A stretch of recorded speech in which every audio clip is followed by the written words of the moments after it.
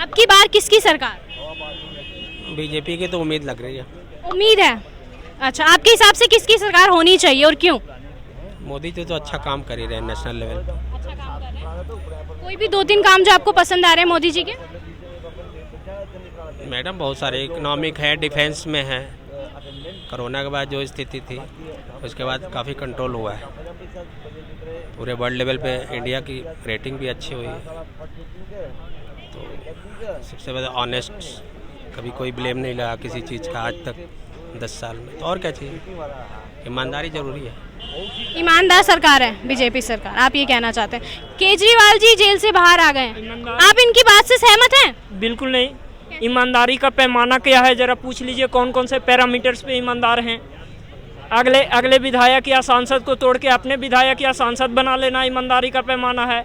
जिन पे भ्रष्टाचार का आरोप लगा हुआ है वो मंत्री बीजेपी में चले जाएं, ये ईमानदारी का पैमाना है। पैमाना पूछ लीजिए, कौन कौन से पैरामीटर्स पूछ लीजिए। मोदी सरकार के ये जितने अच्छे काम गिना रहे हैं उतना तो अच्छा काम है इसमें कोई नहीं। डिफेंस सेक्टर में अच्छे काम किए हैं, उस बात से हम भी सहमत हैं। लेकिन जो इम्पोर्टेंट सेक्टर है ये बताइए ना कि इम्पोर्टेंट सेक्टर पे मोदी गवर्नमेंट ने कौन सा काम किया है। आज 1% लोगों के पास 99% संपत्ति है। 1% लोगों के पास 99% संपत्ति है। ये इक्वल डिस्ट्रीब्यूशन है, ये जेपी का देश है, जयप्रकाश नारायण का देश है, राम मनोहर लोहिया का देश है, जहाँ समाज में सभी लोगों को मिलना चाहिए समान हक। पूंजी का वितरण होना चाहिए, समान वितरण नहीं भी होना चाहिए। ये पूंजी केवल पूंजीपतियों का 12 लाख करोड़ माफ कर दिया, किसानों का 2.5 लाख करोड़ इनसे माफ नहीं हो रहा है। ये अमीरों को और अमीर बना रही बीजेपी पार्टी। किसान के 2.5 लाख करोड़ माफ नहीं हो रहे हैं भाई। और 12 लाख करोड़ ऊंचे वर्ग के लोगों को, जो भी अमीर लोग हैं उन लोगों का 12 लाख करोड़ माफ कर दिया। युवाओं के लिए 5000 वैकेंसी निकाली रेलवे में 5 साल के बाद, 2019 के बाद 2024 में आया है। जितना भी युवा लोग हैं उन सबको पता है 2019 के बाद 2024 में 5000 वैकेंसी। पटना में कितना सीट है पता है? 38 सीट, जबकि बिहार में लोकसभा के 40 सीट हैं। लोकसभा का इलेक्शन लड़ना आसान है और बिहार में कभी लड़ना आसान नहीं है कि आप सीट लड़ सकते हैं। बिहार में एक सीट पे 1.5 लाख कैंडिडेट लड़ता है। एक सीट पाने के लिए रेलवे में 1.5 लाख कैंडिडेट लड़ता है। और जाके देख लीजिए कि लोकसभा के इलेक्शन में कितने होंगे? 16 ही तो उम्मीदवार होंगे।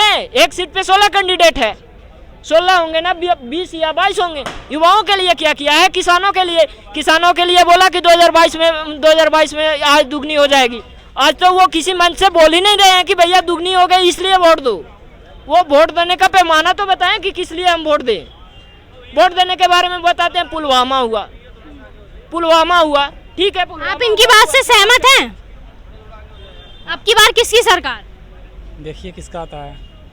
आप किसको सपोर्ट करते हैं और क्यों? राहुल गांधी ठीक रहेगा। राहुल गांधी ठीक रहेंगे, क्यों? महंगाई है, बेरोजगारी है, यही सब। महंगाई बढ़ी है बीजेपी पार्टी में। अच्छा, और कोई अच्छे काम करे हैं बीजेपी सरकार ने? कुछ रहा है अच्छा है शायद। कोई अच्छे काम जो एक दो आप? ये डिफेंस हो गया, आपको थोड़ा मंदिर भी बना है, अच्छा रहा है कुछ। नहीं, जितने भी लोग क्राइम करते हैं, क्राइम से बचने के लिए क्या सारे लोग बीजेपी पार्टी को ज्वाइन करते हैं? ये बात सच है? ये बात सच है? आप सहमत हैं इस बात से? जी बिल्कुल। आप क्या कह रहे हैं? बीजेपी के जो अच्छे काम हैं वो अच्छे काम को हम लाइन से गिना देते हैं, लेकिन जो बुरे काम हैं मेन बात जनता के साथ हो ये रहा है मैम कि 10 साल पहले तो हम कपार पे बैठाए थे। अब कैसे एक उठा के पटक दे भाई कि कपार पे तुम बैठने लायक नहीं हो। जनता आज वोटिंग परसेंटेज कम हो रहा है, आरटीआई आ रहे हैं कि क्यों इतने वोटिंग परसेंटेज कम हो रहे हैं। अब जनता कैसे बताए कि भैया 10 साल पहले तो हम कपार पे चढ़ाए थे लेकिन हमारा काम पूरा नहीं हुआ, अब उठा के इसको पटाखे कैसे? अगला आदमी पूछ देगा ना कि भैया 10 साल पहले कपार पे चढ़ाए थे, काहे पटक रहे हो आप? तो जनता के पास ये जवाब भी नहीं आ रही है। और जनता कह रहे हैं अब तो जो भी हो मजबूरी में तो मोदी के एक बार भराव दे देते हैं, अब क्या करे, दूसरा कोई कैंडिडेट नहीं मिल। खैर इंडी गठबंधन ने अच्छा से अपना कैंडिडेट ऑर्गेनाइज नहीं किया अच्छे तरीक़ा से।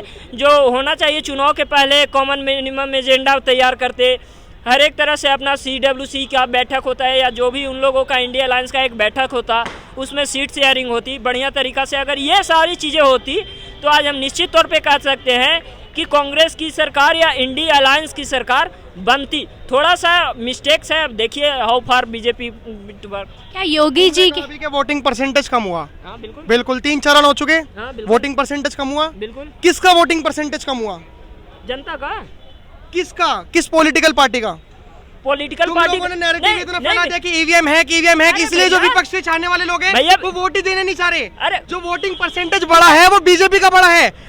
हमसे पूछो, हम पोलिंग बूथ पे बैठे हुए थे, जितने भी बीजेपी समर्थक थे सब वोट देने जा रहे थे, और जो विपक्ष के लोग थे वो वोट ही देने नहीं जा रहे थे, क्योंकि उनको नैरेटिव बना दिया कि ईवीएम है क्या, आएगा तो मोदी ही, इसलिए वोट देके फायदा ही क्या। इसलिए तुम लोगों ने वोट ही नहीं दिया, इसलिए कांग्रेस के पास वोट ही नहीं गया, इसलिए वोटिंग परसेंटेज अभी वोटिंग परसेंटेज आ तो नहीं गया मैम। हाँ। इनको कैसे पता कि तो वोटिंग तुम्हें कैसे परसेंटेज, पता लग गया कि बीजेपी का वोटिंग परसेंटेज कम हुआ? बीजेपी का वोटिंग हाँ। परसेंटेज कम होने के बारे में हमने बोला ही नहीं है हाँ, अगली तो बार। वोटिंग परसेंटेज कम वोटिंग परसेंटेज कम होने के बारे में जनता निरुत्साह है। हाँ। जनता निरुत्साह इसलिए है, जनता निरुत्साह क्योंकि पता है, जनता के यहाँ पास पे ऑप्शन इस नहीं है। देश में- जनता के इस पास एक देश ही में- ऑप्शन है। इस देश में ना, जनता के यहाँ पास पे अभी एक ही ऑप्शन हमारा- इसके लिए हो रहा है। हमारा जो भारत देश है ना, यहाँ पे जातियों की राजनीति चलती है। सच बात ये, हमारे भारत देश में जातियों की राजनीति चलती है। अभी बात करो, अभी बात जाति करो के कि राजनीति से भाई बीजेपी साहब- ऊपर है तो बता दीजिए, जाति के बताओ। राजनीति तो बीजेपी भी करती है। तो अगर- आज अभी ओबीसी तो बीजेपी गलत थी, अभी तो बीजेपी गलत थी, तुम बीजेपी को फॉलो क्यों कर रहे हो फिर? कहाँ BJP अगर हम को बीजेपी follow को करें? तो आप ही तो कह रहे हो जाति की राजनीति। हाँ, तो आप BJP कह रहे हो कि जनरल वाले ओबीसी से लड़ो, ओबीसी वाले एससी से लड़ो, एससी वाले एसटी से लड़ो। तुमने आप एक BJP पर्सनली मजहब को ओबीसी का आरक्षण छीन के दे दिया, फिर कहते हो संविधान खतरे में, आरक्षण खतरे में, आरक्षण को बचाओ। अच्छा बताइए, ये ऐसे डाल के ऐसे दे रहे हो? कोई फिर मुद्दा, कह रहे हो कि ये संविधान खतरे कोई में। मुद्दा नहीं, ये मुद्दा नहीं है। इन्होंने ये बता दिया। अम्बेडकर जी ने जिन्हें आरक्षण दिया उनका आरक्षण छीन के किसी और को दे दिया, और कह रहे मुद्दा नहीं है कोई। अरे हमको है? बोलने तो कोई दीजिए। मुद्दा नहीं है। हमने आरक्षण के मुद्दा पे एक भी हाँ। बात बोला है तो बता दीजिए कि हमको आरक्षण अरे तो तुम मत आरक्षण बोलो ना, तुम्हारी सरकार तो आप सहमत हैं इनसे? आप इनकी बात से सहमत हैं? सहमत हूँ मैं इससे। तुम्हारी सरकार तो free कैसे- आरक्षण कैसे? बांटी है। ये बात सत्य कह रही हैं ये लोग। क्या है, ये ऐसी बातें बोलती हैं कि मतलब पेटियों में गड़बड़ चल रहा है, पेटियों में घोटाला हो रहा है, वो तो वोट डालोगे तो मोदी को ही जाएगा, किसी को वोट डालोगे। इनकी नेगेटिव ऐसी बन चुकी है कि मतलब इनकी सोच ही उल्टी होती है, इसलिए वोट तो जहाँ डालेगा वहीं पहुँचेगा। मैडम तुम ये बताओ, ये जो देश की राजनीति है धर्मों से चलेगी, जातियों से चलेगी, कैसे चलेगी? धर्मों के नाम की बात करो। बीजेपी पार्टी धर्म जात ज्यादा करती है। आप कह रहे हो बीजेपी पार्टी धर्म जात ज्यादा करती है, हैं? तो मेरे को एक बात बताओ, ये धर्म के नाम पे स्कॉलरशिप क्यों दे रहे हैं? कांग्रेस वालों ने कहा हमारी सरकार आने दो, हम मुस्लिम बच्चों को स्कॉलरशिप देंगे, विदेशों में जाके पढ़ाएंगे, और सारा का सारा खर्चा कांग्रेस पार्टी देगी। क्यों देगी? क्या बौद्ध के बच्चे बौद्ध नहीं, क्या जैन के बच्चे जैन नहीं, क्या सिख के बच्चे सिख नहीं, क्या ईसाई के बच्चे ईसाई नहीं, क्या हिंदू के बच्चे हिंदू नहीं? क्या एक मजहबी उससे देश चलेगा? फिर इन्होंने कहा कि भाई हमारी सरकार आने दो, हम 2-2 लाख रुपए, जो 2 शादियां करती हैं, 2 शादियां करते हैं, हम उन्हें 2-2 लाख रुपए देंगे। कांग्रेस पार्टी का ऑफिशियल बयान। सैम पित्रोदा को आप जानते होंगे, कांग्रेस पार्टी के, उन्होंने क्या कहा कि हम इतना जीएसटी लगाएंगे, इतने जीएसटी लगाएंगे कि जो आम आदमी लोग हैं, ये जो मिडिल क्लास लोग हैं, ये बहुत सेल्फिश होते हैं। मिडिल क्लास लोग सेल्फिश होते हैं क्या? आपको लगता है मिडिल क्लास लोग सेल्फिश होते हैं?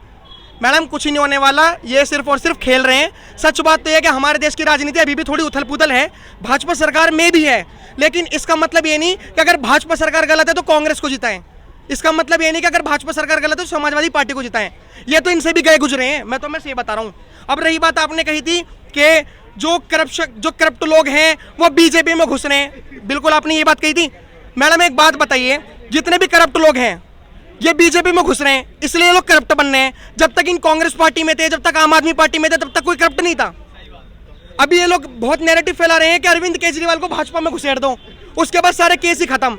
अगर अरविंद केजरीवाल भाजपा में चला गया तो वो फिर करप्ट बन जाएगा, अरविंद केजरीवाल अंधभक्त बन जाएगा। अभी अरविंद केजरीवाल अलग लड़ रहा है, तो वो ना तो अंधभक्त है, वो एजुकेटेड है, वो न्याय की लड़ाई लड़ रहा है। एक बार उसे बीजेपी में तो घुसाड़ दो, वो फिर अंधभक्त बन जाएगा, वो भी करप्ट बन जाएगा। इन्हें करप्ट पहले नहीं दिख रहे। मैं तो अभी भी कह रहा हूँ, अभी इलेक्शन तो नहीं हुए, कांग्रेस पार्टी से कह दो 25 तारीख को दिल्ली में इलेक्शन है, या आम आदमी पार्टी से कह दो कि जितने भी करप्ट लोग हैं अपने पास से हटा दो। नहीं हटाएंगे, लेकिन ये तब कहेंगे जब बीजेपी में घुस जाएंगे ना, अरे ये भी तो भ्रष्टाचारी था, इन्होंने तो भ्रष्टाचारी को घुसेड़ दिया। आप क्या कहना चाहोगे? किस मामले? जो आपने सुना। वो सही कह रहे हैं, जो भी कह रहे हैं वो अच्छा कह रहे हैं। हाँ, अभी अपनी इन्होंने नॉलेज से। एजुकेशन की बात कही, ये कह रहे हैं कि भाजपा सरकार ने एजुकेशन में कुछ नहीं करा। मैं हंसराज कॉलेज में पढ़ता हूँ, दिल्ली यूनिवर्सिटी में, नॉर्थ कैंपस। हमें पता है कि पहले के टाइम पे क्या होता था कि जो बड़े बड़े स्कूलों में जो बच्चे पढ़ते थे ना, उनके जो रिजल्ट होते थे, क्या करते थे कि जो अमीर खानदान के लोग हैं, मैं आपको ग्राउंड रियलिटी बता रहा हूँ, जो हमारे शिक्षा में परिवर्तन आया बीजेपी आने के बाद।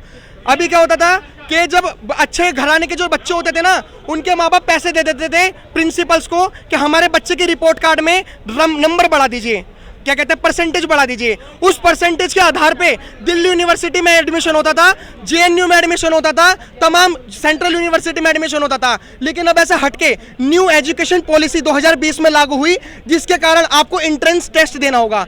आज मैं CUET central university entrance test देके हंसराज कॉलेज में एडमिशन लिया है। अगर बीजेपी सरकार नहीं होती और न्यू एजुकेशन पॉलिसी नहीं लाती तो शायद आज मैं भी हंसराज कॉलेज में नहीं पढ़ रहा होता। ओके, तो ये थी ग्राउंड रियलिटी। आज ग्राउंड रियलिटी में सिर्फ इतना ही। ये सारी जो हमने आपको बताई ये सिर्फ और सिर्फ ग्राउंड रियलिटी पे, जैसे कि आपने देखा जो मोदी जी के 10 साल हैं उनको लोग बहुत ज़्यादा पसंद कर रहे हैं। तो आज के लिए सिर्फ इतना ही।